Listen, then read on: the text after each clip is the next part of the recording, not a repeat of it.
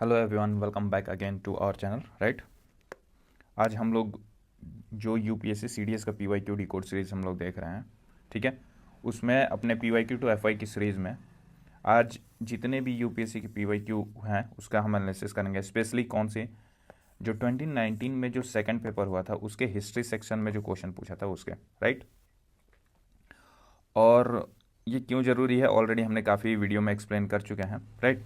तो डायरेक्टली आज स्टार्ट करते हैं। डे 10 है आज, ठीक है। आप देख सकते हो ये अपना प्लेलिस्ट है। एनडीए के लिए मैंने यहाँ पे सेपरेट प्लेलिस्ट बनाया हुआ है जिसमें पॉलिटी, हिस्ट्री और वो सब बाकी सारी चीज़ अपलोड होगी एनडीए वाले में, राइट। ज्योग्राफी के लिए, ठीक है, ये सीडीएस का है, सीडीएस वाले टैब में अलग से होगा, ठीक है। ये ये ज्योग्राफी सेक्शन है। सिमिलरली सीडीएस का हिस्ट्री सेक्शन है, इसमें सारे हिस्ट्री के क्वेश्चन आएंगे, राइट।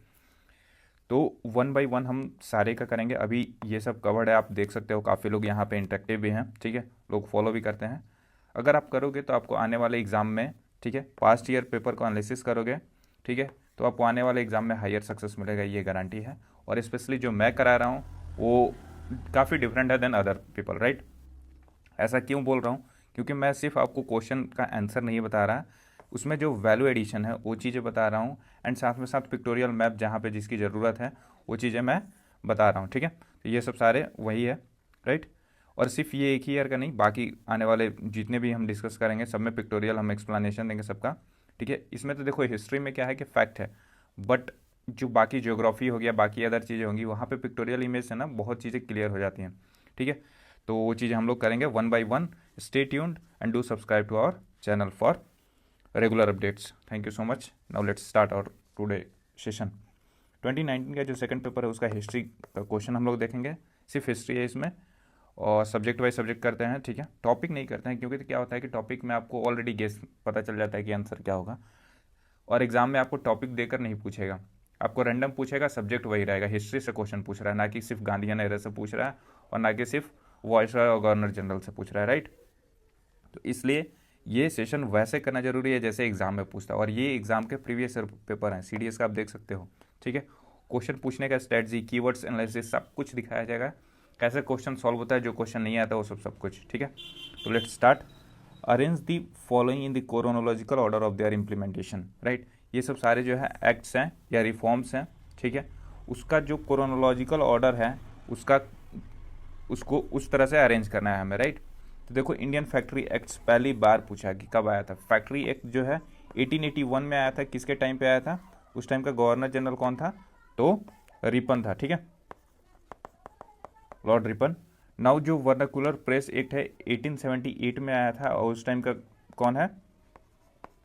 तो लॉर्ड लीटन उस टाइम का गवर्नर जनरल था। मॉडल मिंटो रिफॉर्म्स जो है 1904 में आया है, और मॉडल मिंटो रिफॉर्म्स जो है ऑब्वियसली मिंटो के टाइम पे आया होगा, ठीक है। और कॉर्नवालिस को लॉर्ड कॉर्नवालिस के टाइम पे आया था, और ये 1793 में आया हुआ है, ठीक है। अब इसका करेक्ट सीक्वेंस क्या हुआ? तो यहाँ पे सबसे पहले तो 4 आ जाएगा, राइट। तो जब सबसे पहले 4 आ गया तो एक ही ऑप्शन में देखने को मिला, और एक ही ऑप्शन में हमारा ये राइट आंसर ऑप्शन ये हो जाएगा, ठीक है। देखो ये क्या होता है कि आप क्रोनोलॉजी इसका पढ़ते नहीं हो, बट इन जनरल याद करते हो जब चीज़ें। मर्ले मिंटो रिफॉर्म जो है 1904 में मैंने लिखा है, सॉरी, मर्ले मिंटो रिफॉर्म जो है 1909 में है, ठीक है, 4 नहीं है। तो 1909 में आया है, और आपको पता है उस टाइम पे सेपरेट इलेक्ट्रोड इंट्रोड्यूस हुआ था, बाकी सारी चीज़ें, ठीक है। वर्नाकुलर प्रेस एक्ट स्टार्ट किया था, बिगन किया था लिटन, और इसको एबॉलिश किया था कौन? तो रिपन, ठीक है, ओके। तो यहाँ पे सीक्वेंस एक बार देख लो फिर से दोबारा कि कॉर्नवालिस कोड कब आया था? 1793 में। वर्नाकुलर प्रेस एक्ट कब आया था? 1878 में। इंडियन फैक्ट्री एक्ट पहली बार कब आया था? 1881 में। मॉडल मिंटो रिफॉर्म जो है 1909 में आया था। क्रोनोलॉजिकल सीक्वेंस आपको आइडिया लग गया, ठीक है। नाउ यहाँ पे क्वेश्चन है कि what was the Dutt Bardley thesis. तो दत्त बार्डली कौन थे? तो बेसिकली जो है आरपी दत्त इंडियन थे, और बेन बेन ब्रैडली ये जो है ब्रिटिशर थे, ठीक है। और इनकी थेसिस जो है ये कब आया था? तो ये आया था 1936 में आया था। ये थेसिस क्या कहता है इनका? तो डायरेक्ट आंसर पे आते हैं क्योंकि बड़ा बड़ा स्टेटमेंट है, काफ़ी लंबा हो जाएगा। एक बार पॉज करके जरूर पढ़ना सारे स्टेटमेंट को। कह रहे हैं कि it was a communist party document according to which the National Congress could play a great part and foremost part in realizing the anti-imperialist people front। ये बिलीव करते थे इस थीसिस में, ठीक है। तो ये बात है। अब यहाँ पे देख लेते हैं क्या है कि दत्त बार्ले थीसिस क्या कहता है कि एक कहता है कि एक कम्युनिस्ट पार्टी है, दूसरा नेशनल कांग्रेस है, और ये जो है एक और है यूनाइटेड फ्रंट जो कि एंटी इंपेरियलिस्ट पीपल फ्रंट्स है, ठीक है। अब ये कहते हैं कि दत्त बार्ले थीसिस एक कम्युनिस्ट पार्टी जो है document arguing the national Congress could play A foremost part in anti imperialist people front, ठीक है। वैसी बात कर रहे हैं। नाउ जो है 31, who was the author of the book plague and peoples, it was none other than William H McNeill, ठीक है। ये क्वेश्चन ऑलरेडी काफ़ी बार पूछा जा चुका है। The book plague and peoples के राइटर कौन थे, ऑथर कौन थे, तो it was William H McNeill, right. Next है क्वेश्चन की who among the following started the Indian agriculture service. See, Indian agriculture service को किसने स्टार्ट किया था, it was lord Curzon. Lord Curzon के टाइम पे इंडियन एग्रीकल्चर सिस्टम आया था, और जो है पहली एग्रीकल्चर यूनिवर्सिटी जो है 1905 में इस्टेब्लिश हुई थी। कहाँ हुई थी, बिहार में, ठीक है। और उसका क्या नाम था, इंडियन एग्रीकल्चर रिसर्च इंस्टीट्यूशन। कहाँ पे, पूसा, समस्तीपुर, ठीक है। तो काफ़ी सबसे ओल्डेस्ट रिसर्च इंस्टीट्यूट है एग्रीकल्चर से रिलेटेड, और किसके टाइम पे स्टार्ट हुआ था, लॉर्ड कर्जन के टाइम पे, ठीक है। अदर ऑप्शन में काफ़ी ज़्यादा इन्फॉर्मेशन है, ठीक है। लाइक लॉर्ड मिंटो जो है सेपरेट इलेक्ट्रोड को इंट्रोड्यूस किया था, ठीक है। मिंटो के टाइम पे ही जो है मुस्लिम लीग फॉर्म हुआ था 1906 में, है ना। विलियम बेंटिंग रिलेटेड काफ़ी इन्फॉर्मेशन हमें पता है। लॉर्ड रिपन जो है लोकल सेल्फ गवर्नमेंट, ठीक है, इसके लिए जाने जाते हैं ज़्यादातर, ठीक है। Father of local self government कहा जाता है रिपन को। नाउ 33 नंबर देखो, तो ये क्वेश्चन है कि Chandi Mangalam was compose in which one of the following language कौन सी थी ड्यूरिंग द 16th सेंचुरी। तो सबसे पहले चीज़ हम देखते हैं कि चांदी मंगलम को लिखा किसने था, तो चांदी या कंपोज किसने किया था। तो चांदी मंगलम को जो कंपोज किए थे उनका नाम था मुकुद्रम चक्रवर्ती, ठीक है, बंगाल से थे। अब सिंस चक्रवर्ती साहब हैं तो ये बंगाल के हैं, तो किस लैंग्वेज में लिखेंगे, ऑब्वियसली बंगाली में लिखेंगे, ठीक है। नाउ सी, चांदी मंगलम जो एक बंगाली टेक्स्ट था, ये क्या बताता है कि एक की टेक्स्ट ऑफ मंगल का बेटर ट्रेडिशन। तो फर्दर अगर आगे क्वेश्चन पूछेगा तो बेसिकली पूछ सकता है कि जो मुकुंदम चक्रवर्ती हैं उन्होंने किताब लिखी थी चांदी मंगलम, ये कौन से ट्रेडिशन पर बेस्ड है, और आगे ऑप्शन में मंगलम काव्य ट्रेडिशन दिया होगा, ठीक है। Now who among the following in his book the Managerial Revolution argued that a managerial class dominated all industrial societies, both capitalist and communist, by virtue of its technical and scientific knowledge and its administrative skill। तो ये basically जो है कौन थे, James Burnham, ठीक है। कौन, अब आगे पूछ सकता है कि which book was written by James Burnham, या फिर ऐसे पूछा जा सकता है the book the managerial revolution was wrote by, तो थे जेम्स बर्नहम, ठीक है। नेक्स्ट क्वेश्चन है 58 नंबर, हम देखेंगे who were the Nayanars. Nayanars कौन थे, ठीक है। तो नैनार्स हम लोग को पता होना चाहिए कि they were the followers of lord Shiva, ठीक है। और अलवर्स कौन थे, तो Alvars were basically follower of lord Vishnu, ठीक है। अब यहाँ पे देखो नैनार्स के बारे में पूछा हुआ है, तो they were immersed in a devotion to Vishnu, नहीं, ये अलवर्स थे, ठीक है। They those who were devotees of Buddhas, नहीं, ठीक है। Leaders who were devotees of Shiva, ये बात ट्रू है, ठीक है। नैनार्स कौन थे, तो लीडर्स थे जो कि डिवोटी थे किसके, शिवा के। Leaders who were devotees of Vishweshwara, ठीक है। ये विश्वेश्वरा जो है लॉर्ड विष्णु का अवतार है, ठीक है। और जो डिवोटी ऑफ विश्वेश्वरा हैं उनको क्या कहा जाता था, बेसिकली लिंगायत सेक्ट से बिलोंग करते थे, ठीक है। तो वैष्णवा सेक्ट बेसिकली बोला जाता था। वैष्णवा सेक्ट का फाउंडर भी वैष्णेश्वर हैं, ठीक है। तो याद रखना इस चीज़ को, प्रीवियस वीडियो में हमने डिस्कस किया है, आई होप कि वहाँ पे आपने ध्यान दिया होगा। नाउ सी, यहाँ पे थोड़ा पिक्टोरियल इमेज क्लियर कर लेते हैं। नैनार्स, ठीक है। तो नैनार्स जो हैं ये बेसिकली कौन है, leaders who were devotee of Shiva, याद रखिएगा। एंड अलवर्स, अलवर्स कौन थे? तो devotion to, who were immersed in devotion to Vishnu, तो अलवर्स ये थे। अब बाकी इनके फॉलोअर्स कौन कौन है, काफ़ी सारे नाम आते हैं, लेडीज़ फॉलोअर कौन है और जेंट्स फॉलोअर कौन है, ठीक है। तो एक्सेप्शन आता है लेडीज़ वाले में, तो इसका याद रखना है आप लोगों को, ठीक है। यहाँ पे थोड़ा निमोनिक्स देख लें क्या। देखो जैसे अलवर्स है ना, अलवर्स, ठीक है, वो डायरेक्टली है to Vishnu, to eliminate confusion with Nayanar Shiva और एब्स्ट्रैक्ट फ्रॉम वर्शिप। अब सी यहाँ पे अलवर्स को आप याद कैसे कर सकते हो, तो ये देखो, ए को ऐसे लिखते हो और इसी को उल्टा कर दो, तो अलवर्स फॉलोअर है विष्णु के, ठीक है, ऐसे। और अपोजिट वाला हो जाएगा नैनार्स, नैनार्स जो है शिवा का फॉलोअर्स है। Now let's move to our next question. ये है 59 नंबर क्वेश्चन। क्वेश्चन कह रहा है कि दो लिस्ट है, लिस्ट 1 लिस्ट 2, और उसको मैच करना है। लिस्ट 1 में क्या दिया हुआ है, एथनिक टेरिटोरियल सेगमेंट दिया हुआ है, और लिस्ट 2 में क्या दिया हुआ है, रिलेटेड ऑक्यूपेशनल पैटर्न दिया हुआ है, राइट। तो पहला ऑप्शन है मारुत मकाल, ठीक है, या मरुता मकाल। फिर दूसरा ऑप्शन है करवन मकाल, सी है मुल्लई मकाल, और डी है नैताल मकाल, ठीक है। और बाकी ये जो है ऑक्यूपेशनल पैटर्न यहाँ पे दिया हुआ है। सी यहाँ पे देखो मुल्लई जो है वो किससे एसोसिएटेड है, मुल्लई ये पेस्टोरल लाइट से एसोसिएटेड है, ठीक है। और जो पहला ऑप्शन है मरुता मकाल, मरुता मकाल जो है ये प्लगमैन से एसोसिएटेड है, ठीक है, तीसरा हो जाएगा।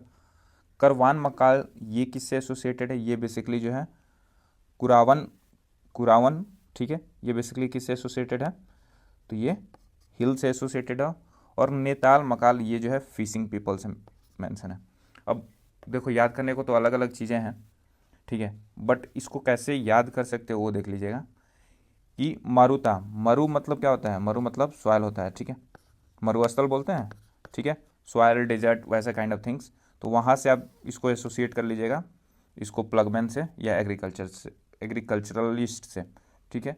वन क्या है, वन में क्या होता है, वन मतलब जंगल, और हिल पे भी आपको देखने को मिलेगा ऑलमोस्ट, ठीक है, तो वैसे याद कर लीजिएगा। मुल्लई यहाँ पे चरवाहा या पेस्टोरलाइट्स बोलते हैं उनको, ठीक है। नेतल, ठीक है, नेतल जो है फिशिंग पीपल होता है, कुछ खास ट्रिक तो है नहीं। देखो यहाँ पे जो ग्रीक ट्रेवलर्स थे, ठीक है, ये जो है एंशिएंट एग्रीकल्चर के बारे में मेंशन करते हैं, ठीक है। और ये जो है काफ़ी ग्रीक ट्रेवलर्स जो थे वो इम्प्रेस्ड थे by the energy of Indian cultivators and the soil fertility. Historical evidence confirm ancient Indian possess knowledge of manure use. अब यहाँ से आप देख सकते हो कि एंशिएंट इंडिया में जो है मैन्योर का यूज़ होता था, ठीक है, इस चीज़ का ध्यान रखना है, फर्दर वैल्यूएडिशन है, ठीक है। 60 नंबर देखो क्वेश्चन है कि who among the following Mughal empires was a follower of किसके, Naqshbandiya leaders, Khwaja Ubaidullah Ahrar. See अब देखो इनका एसोसिएशन किससे था, ख्वाजा उदैदुल्ला अहरार का, ठीक है, एसोसिएशन था नकाश बंदिया लीडर से, नकाश बंदिया लीडर थे बेसिकली, ठीक है। और ये अगेंस्ट था जो है शरिया लॉ का, ठीक है। अब इसमें कह रहे हैं कि कौन से मुगल एम्पायर हैं जो इसके फॉलोअर्स थे नकाश बंदिया आइडियोलॉजी काइंड ऑफ थिंग्स का, तो वो थे बाबर, ठीक है। अब बाबर का आपको बता देना है टॉम कहाँ पे है, तो इनका टॉम जो है काबुल में है, ठीक है। दो मुगल रूलर हैं जिनका टॉम जो है आउटसाइड इंडिया है, और वो कौन कौन से हैं, एक तो बाबर, ठीक है, और दूसरा है जहांगीर नहीं, हुमायूं नहीं, सॉरी, जहांगीर का कहाँ है, लाहौर में, ठीक है। अब जो आर होता है, आर ही होता है शायद, ठीक है, जो भी है लाहौर का स्पेलिंग देख लेना यार, ठीक है। यहाँ पे देखो मुगल सूफी कनेक्शन, द नकाशबंदिया लीडर ख्वाजा उदैदुल्ला अरहार, ये जो है इस लीडर का नाम याद रखिएगा इस सेक्ट से, ठीक है। फॉलोअर कौन थे, बाबर थे, डिवोटी ऑफ दिस ऑर्डर। और सिर्फ बाबर कहाँ से आया था ये आपको आइडिया होना चाहिए कि बाबर जो है उज्बेकिस्तान का था, एंड फर्दर जो है वो आया था उधर से होते हुए, ठीक है। नाउ 62 जो है the concept of 4 pillar state का जो कंसेप्ट है वो किससे एसोसिएटेड है, बेसिकली PRI से। Free from district magistrate for India was suggested by. देखो कह रहे कि 4 पिलर स्टेट के बारे में किसने सजेस्ट किया था, ठीक है, जो कि फ्री हो from district magistrate for India. ये किसने सजेस्ट किया था, ये बेसिकली जो है राम मनोहर लोहिया जी ने सजेस्ट किया था इस बात को, 4 पिलर स्टेट, ठीक है। और इन्होंने कंसेप्ट क्या दिया था वो हम देखते हैं कि 4 पिलर स्टेट में इन्होंने कहा था कि विलेज होना चाहिए, डिस्ट्रिक्ट होना चाहिए, प्रोविंस होना चाहिए, सेंटर होना चाहिए, और विलेज जो है डिस्टिंक्ट होनी चाहिए from district, right. Concept of Ram Manohar Lohia decentralized state free from the district magistrate, ठीक है, मतलब इनका सेल्फ रूल होने वाली कंसेप्ट थी। और आज हम लोग PRI देखते हैं तो ये बेसिकली इसी कंसेप्ट का फर्दर वैलिडेशन है, ठीक है, या फिर प्लोरिफिकेशन ऑफ दिस कंसेप्ट है। Now which of the following statement about the government of India act 1919, ये करेक्ट है। तो basically government of India act 1919 में जो नॉट करेक्ट पूछा हुआ है, तो इसमें 3 स्टेटमेंट करेक्ट होगा जो कि 1919 से एसोसिएटेड होगा। पहला कह रहा है कि it extended the practice of communal representation, okay, ये बात ट्रू है। दूसरा कह रहा है कि it made the central executive responsible to the legislature, ऐसा कभी नहीं हुआ। It is also known as the Montagu Chelmsford reforms, ये भी बात ट्रू है। It pave the way for federalism by clearing separating the responsibilities of the centre and the provinces, ये भी बात ट्रू है, ठीक है। इसमें जो है बाई कैमरल एट प्रोविंस आ गया था, और इसको बोल सकते हो डायरकी इंट्रोड्यूस हो गया था, ठीक है, और बाई कैमरल प्रोविजन आ गया था। रिमेंबर डायरकी एट कहाँ पे आया था, प्रोविंसेस में आया था। इस चीज़ को ध्यान रखना है कि डायरकी जो है प्रोविंस में आया था, सेंटर में 35 में आएगा, ठीक है। राइट आंसर ऑप्शन इसका बी हो जाएगा, ओके। नेक्स्ट क्वेश्चन है 69 नंबर। Consider the following statement according to Mahavamsa, यहाँ पे महावंश और दिव्यवंश के बारे में है, ठीक है, फिर दिव्यानंद के भी बारे में है, दिव्यवंश के बारे में भी है। करेक्ट स्टेटमेंट हमें बताना है। कह रहा है कि, और देखो ध्यान से देखना यहाँ पे ऑप्शन, कि यहाँ पे मात्र 2 ही स्टेटमेंट ट्रू है। अब कौन सा है वो हमें फाइंड आउट करना है। See according to Mahavamsa Ashoka turn to the Buddhas Dhamma when his nephew Nigrodha preach the doctrine to him.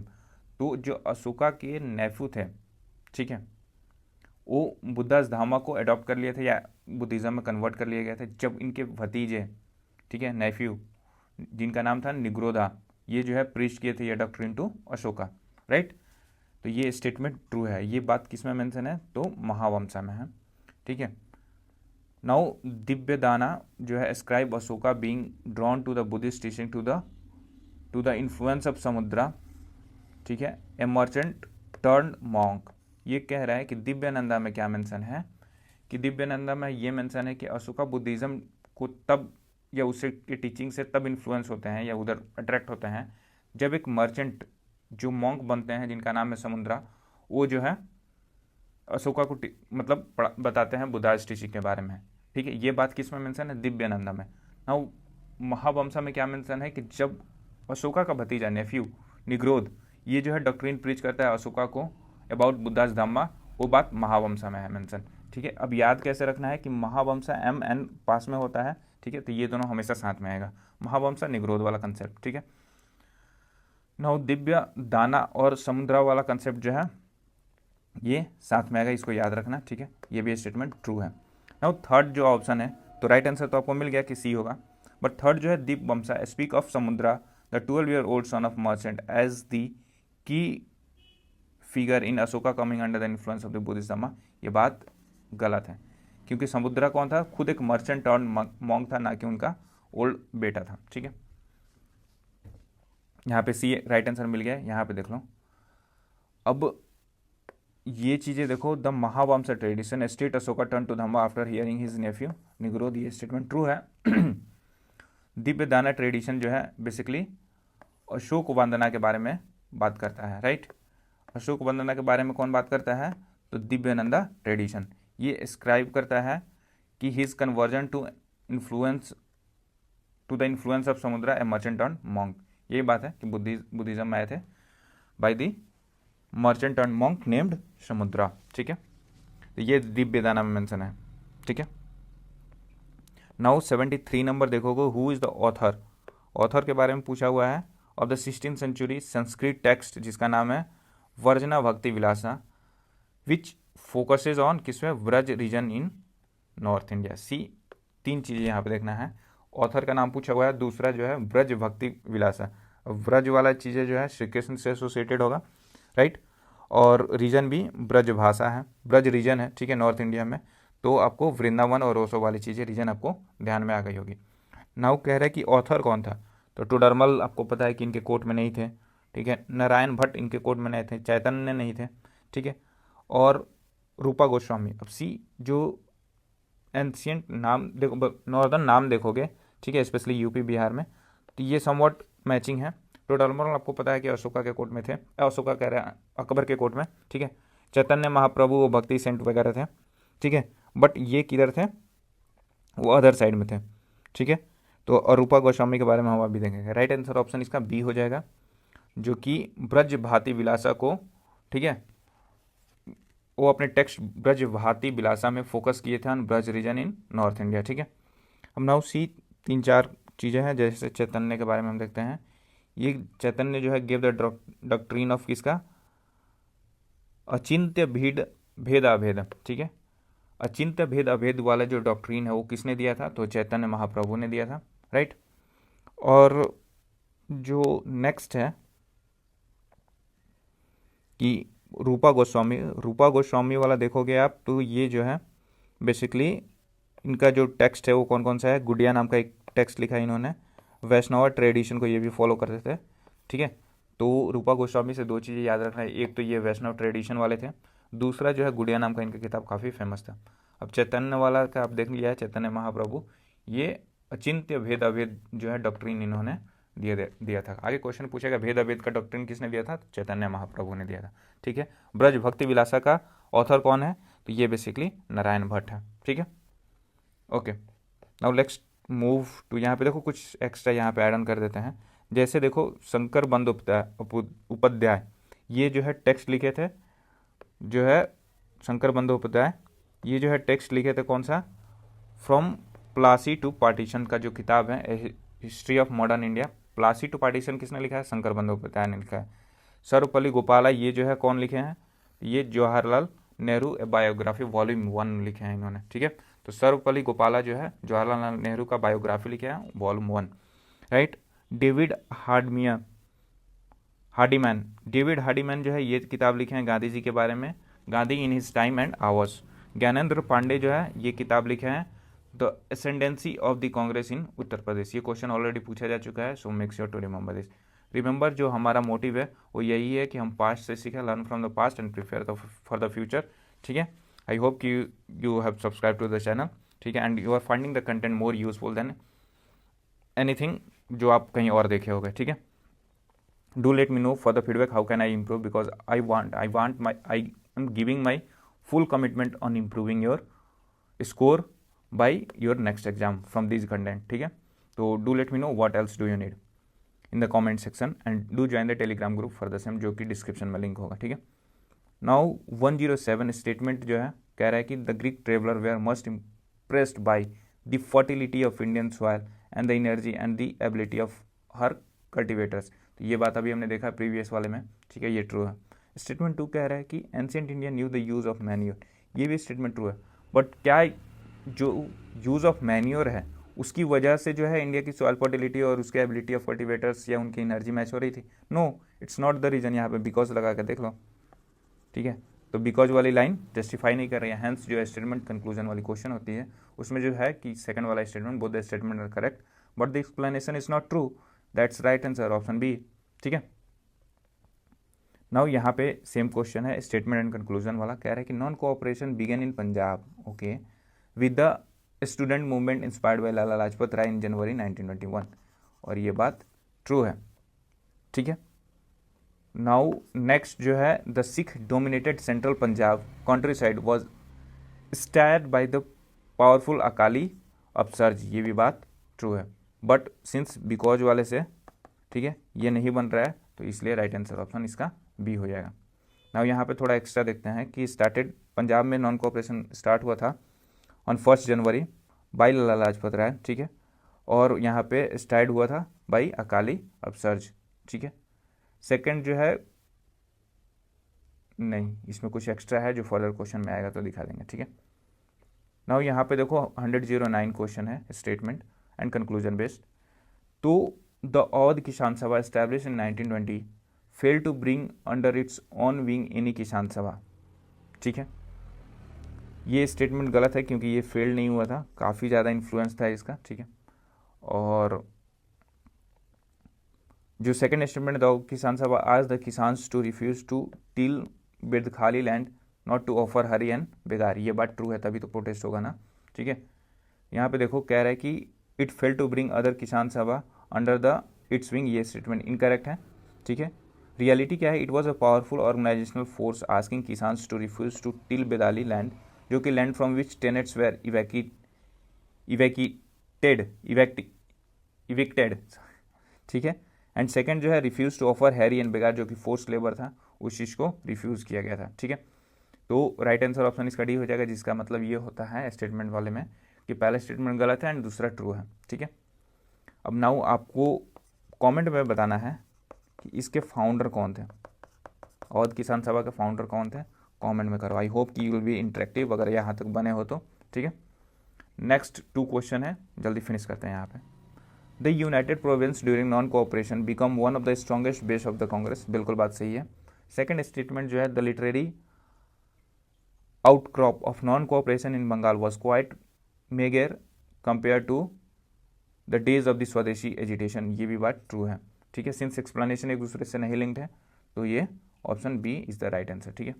यहाँ पे इसका देखो कांग्रेस का स्ट्रॉन्गेस्ट बेस्ड यूनाइटेड प्रोविंस था एंड बंगाल जो है लिटरेरी आउटक्रॉप का वो जो है मेजर सेंटर था ड्यूरिंग स्वदेशी एडिशन, ठीक है, agitation. Now who were Alvars, आपने देखा कि जो प्रीवियस एक्सप्लेनेशन था, ठीक है, यहाँ पे इसमें जब नैनार्स और अलवर्स के बारे में क्वेश्चन था यहाँ पे, ठीक है, ऑलरेडी मैंने डिस्कस किया हुआ है कि नैनार्स भी और अलवर्स भी। सिंस यहाँ पे नैनार्स पूछा हुआ था तो मुझे था कि आगे भी पूछा जा सकता है अलवर्स के बारे में, राइट।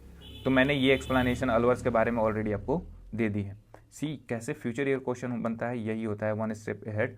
और यहाँ से आप देख सकते हो कि जो है अलवर्स कौन थे, ये एक फ्यूचर ईयर क्वेश्चन था अकॉर्डिंग टू मी, बट ये सेम पेपर में पूछ लिया तो वेल एंड गुड, राइट।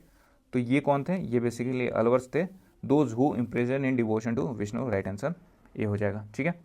तो ये होता है मेरे लिए मतलब PYQ टू FYQ कैसे by analysing and value addition, ठीक है। अब आपको क्या करना है कि आई होप कि यहाँ तक बने हो तो डू सब्सक्राइब, ठीक है, and I will keep you in loop by learning from the past and prepare for the future in a right disciplined path of learning, ठीक है, through our the platform Vinay Mark, ठीक है। Do subscribe, for any guidance do let me know in the comment section और you can message me on the Telegram, ठीक है, ठीक है। There is a chat section, वहाँ पे आप मैसेज कर सकते हो। Thank you so much. Next video में जो है 2020 का जो फर्स्ट वीडियो होगा वो हम लाएंगे और उसमें फिर से पिक्टोरियल इमेज के साथ जो है हम एक्सप्लेनेशन चीज़ों को करेंगे, ठीक है। Thank you so much again.